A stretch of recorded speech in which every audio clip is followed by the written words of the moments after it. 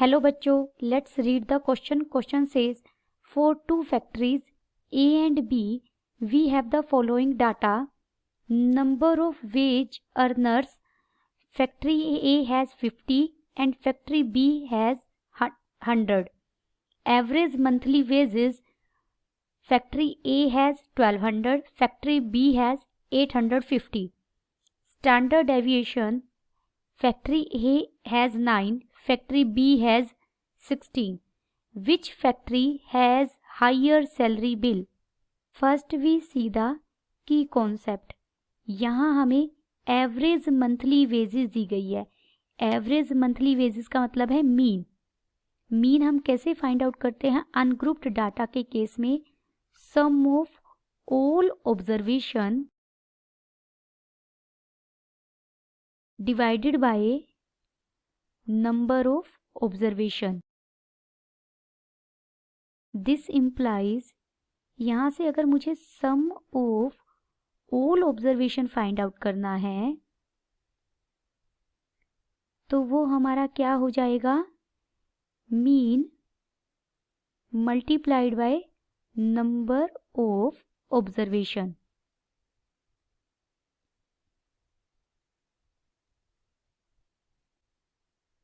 Hair हमें क्या given है? For factory A, number of workers जो वेज अर्नर हैं वो हम वर्कर्स ही हैं फैक्ट्री ए के. वो हमें कितने गिवन है? 50. ये नंबर ऑफ ऑब्जर्वेशंस है हमारी. एंड फॉर फैक्ट्री ए हमारा एवरेज मंथली वेजेस क्या है? Is equal to ₹1200. Therefore total wages या सम ऑफ ऑल ऑब्जर्वेशन हम कैसे फाइंड आउट कर सकते हैं? मीन यानी एवरेज वेजेस रुपी में आएगा. ये 1200 है मल्टीप्लाइड बाय कितने वर्कर्स हैं? 50. This is equal to ₹60,000. For factory B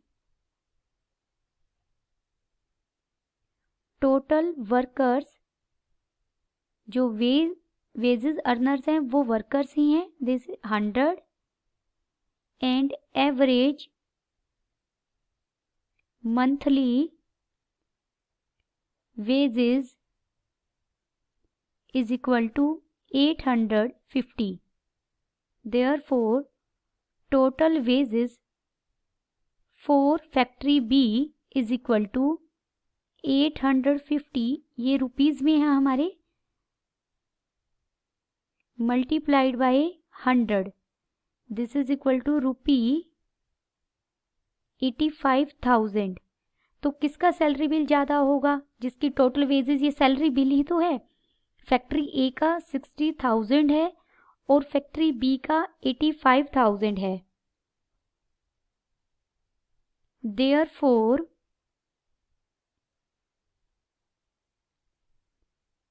factory B